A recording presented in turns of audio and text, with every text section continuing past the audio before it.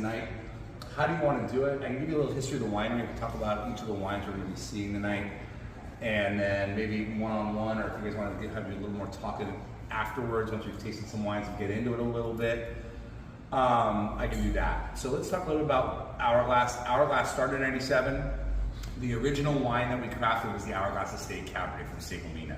From that small winery, that small 4-acre pieces that Jeff grew up on. And that sort of got the name as well, because if you've ever been to Napa Valley, Lodi Lane is the shortest crossroad in Napa Valley, and the vineyard stands at the pinch point. It's the smallest, I think, crossed from western hills to eastern hills is about 4/10 to half a mile. Whereas Rutherford Crossroads 2 miles and Larkmead Lane's about 1.5 miles. So it's the pinch point of Napa Valley. And the viticulturist who helped Jeff plant the vineyard sort of named it, kind of like the Hourglass. You're at the pinch point of the Hourglass in Napa Valley. People spend $30,000 to $50,000 coming up with a name for a winery. We got ours out of the viticulturist at UC Davis for free. So just like UC Davis, they didn't get any money off all the creativity of them. So 1997 was the first vintage. I apologize. 1997 was the first vintage. We then added Blue Line in 2006. If you come and visit us, that's where you're going to see. That's where the caves are. That's where we craft the wines. The first property was 4 acres.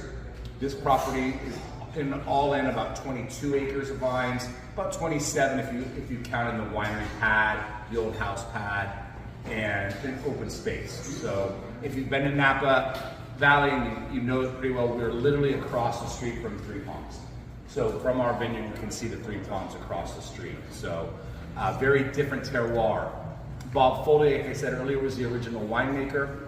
I took over in 2012. A little bit about myself. I started in the wine business in '95. I worked for Duckhorn Vineyards when we were a small mom and pop shop.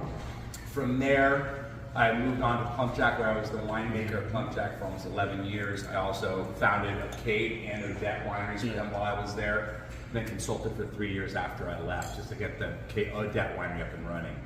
I do make wines for other clients, and I do make the wines for the Michi, the vineyardist. I founded the Senegal winery, a lot of you might know Senegal, and then Toplon Vineyard Company as well, plus my own called Patria. Some of you are familiar with it, some of you are not. So tonight you're gonna taste so Brian was with me tonight, sort of hand-picked some fun wines that we don't normally pour. Yeah, right now, the sort of the greeting wine is the Sauvignon Blanc 23, a little bit of Sonoma County Sauvignon Blanc in there. I learned how to make Sauvignon Blanc from Tom Rinaldi at Duckhorn, and I think he's probably the best Sauvignon Blanc winemaker that was out there. Wines have changed now. I think I would say Spotswood is what we're shooting for more now, but crisp, clean, a little bit of wood,